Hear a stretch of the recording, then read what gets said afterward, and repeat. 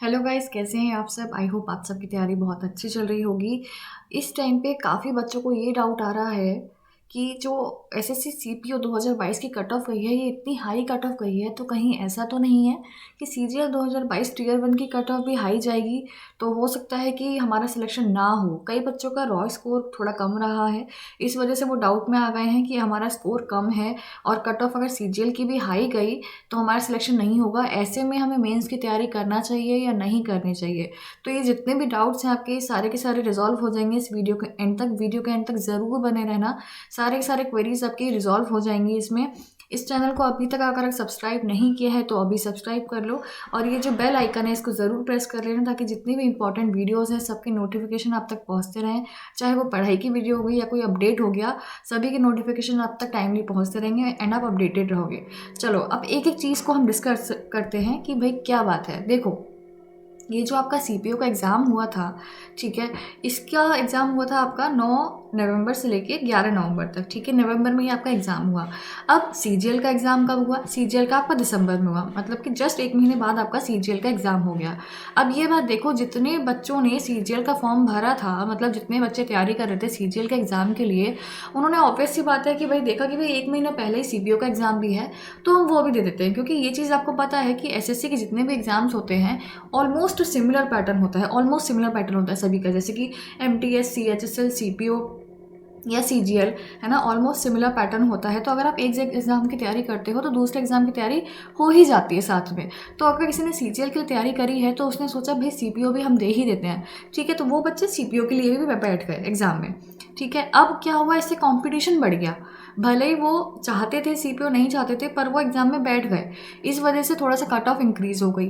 अब हालांकि वो फाइनल स्टेज में काफ़ी बच्चे आउट हो जाएंगे। क्यों? क्योंकि यहाँ पे फिजिकल होता है, तो काफ़ी बच्चे फिजिकल टेस्ट जो होता है उसको क्वालिफाई नहीं कर पाएंगे, मे बी हाइट की वजह से या किसी और वजह से। तो इस वजह से काफ़ी बच्चे आउट हो जाएंगे, पर आपका कंपटीशन तो बढ़ गया ना। इस वजह से यहाँ पर कट ऑफ थोड़ी सी इस फैक्टर की वजह से भी इंक्रीज हुई है। एक और चीज़ है जिसकी वजह से कट ऑफ यहाँ इंक्रीज हुई है, उसको भी हम समझ लेते हैं।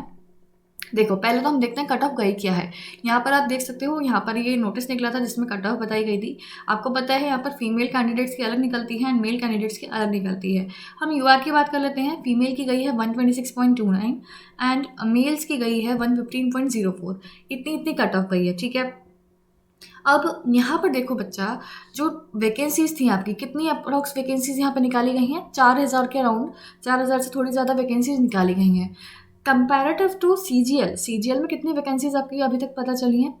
37,000 प्लस आपको वैकेंसीज पता चली है, ठीक है। तो अब ये भी तो देखो ना, वैकेंसीज भी तो कितनी ज़्यादा बढ़ गई हैं। यहाँ पर जितनी वैकेंसी हैं उससे 10-12 गुना बच्चे सिलेक्ट किए गए हैं, है ना। तो यही आप एक्सपेक्ट कर सकते हो कि भाई सीजीएल में भी 10 से 12 गुना या 10 से 15 गुना बच्चे सिलेक्ट किए जाएंगे। तो जब वैकेंसीज इतनी ज़्यादा बढ़ गई हैं तो इतना ज़्यादा फर्क नहीं आएगा कट ऑफ पर, ठीक है। तीसरी चीज़ एक और, अब आप लोग ना कंफ्यूज हो जाते हो कि कट ऑफ इतनी ज़्यादा गई है। देखो, एक चीज़ और मैटर करती है, आपका जो एग्ज़ाम होता है वो होता है मल्टीपल शिफ्ट्स में, ठीक है। उसको हम सेम बेसिस पर लाते हैं, नॉर्मलाइजेशन के जरिए नॉर्मलाइजेशन कर दिया, हम सेम पेज पर सभी स्टूडेंट्स को ले आए, ठीक है। अब यहाँ पर आप देख सकते हो कि जैसे यहाँ पर हम पिछली बार की कट ऑफ की बात करें, ये सीजीएल की कट ऑफ मैंने लिखी है 2018 में 137, 2019 में 147, 20 में 132, 21 में 130, ठीक है। यहाँ पर अगर आप सबसे ज़्यादा देखोगे, सबसे ज़्यादा गई है आपके 2019 में 147। तो ये इतनी ज़्यादा कैसे पहुँच गई? होता क्या है, अब मान लो किसी बच्चे का हार्ड शिफ्ट में पेपर आ गया, ठीक है, उसके मार्क्स बढ़ गए, 20 से 25 मार्क्स बढ़ गए। जैसे 2019 में ये देखा गया था, बच्चों के 20 से 22 मार्क्स भी बढ़े थे, ठीक है। तो अगर उसके 100 मार्क्स थे, सपोज करिए रॉ मार्क्स, उसके 25 मार्क्स मान लीजिए बढ़ गए तो उसके 125 हो गए।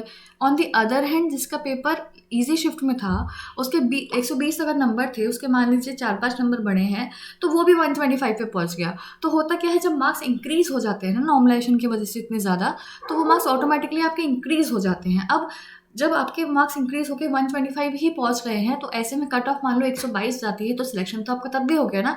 भले ही आपका रॉ स्कोर 100 है, मान लीजिए रॉ स्कोर आपका 100 है, ठीक है, इंक्रीज होके 125 पहुंच गए और कट ऑफ आपकी गई 122। ऐसे में आपको लग रहा है 122 कितनी ज़्यादा कट ऑफ है, लेकिन ये तो सोचिए आपका 100 मार्क्स थे और आपके अब 125 हो गए, तो फाइनली आपका सिलेक्शन हो गया।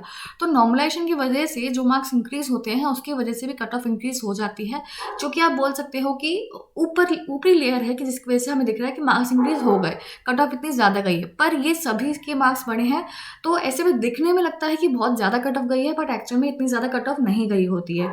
तो ये 3 चीज़ें हो गई जो कि हमने डिस्कस कर ली कि नॉर्मलाइजेशन की वजह से आपको लगता है कट ऑफ इतनी इंक्रीज़ हुई है। दूसरा भाई इस बार वैकेंसीज़ का भी रोल है।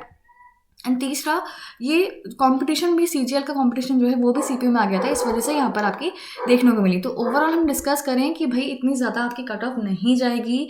तो जो बच्चे इस बात की टेंशन ले रहे थे कि हमें तैयारी करनी चाहिए मेंस की या नहीं करनी चाहिए, आप बिल्कुल भी टेंशन मत लो, आप तैयारी करो मेंस की, क्योंकि बाद में मौका नहीं मिलेगा ऐसा, ठीक है। और मैं तो अगर कहती हूँ, मान लो आपका मेंस क्वालिफाई नहीं भी कर पाते हो, मतलब मेंस का पेपर अगर नहीं भी दे पाते हो, है ना, तब भी आगे आपके और भी पेपर हैं, सीएचएसएल हो गया, एमटीएस हो गया, आगे आपके मल्टीपल पेपर्स हैं एसएससी के, तो उनमें ये सब कुछ काम आएगा। वेस्ट क्यों कर रहे हो इसी को, है ना। तैयारी अपनी कंटिन्यू रखो। और इस टाइम पे आप ये देख सकते हो न्यू ईयर का ऑफर भी चल रहा है अनअकैडमी प्लस पर। अनअकैडमी प्लस का आप सब्सक्रिप्शन लेते हो तो कोड यूज़ करना PMYT, इससे आपको मैक्सिमम डिस्काउंट मिल जाएगा। और यहाँ पर 23% ऑफ मिलेगा सभी एसएससी नॉन टेक सब्सक्रिप्शन पर। तो अभी देरी नहीं हुई है, अभी के अभी कोड लगाओ और अपना सब्सक्रिप्शन लो और अच्छे से तैयारी करो। बिल्कुल भी मिस नहीं करना है इस गोल्डन चांस को।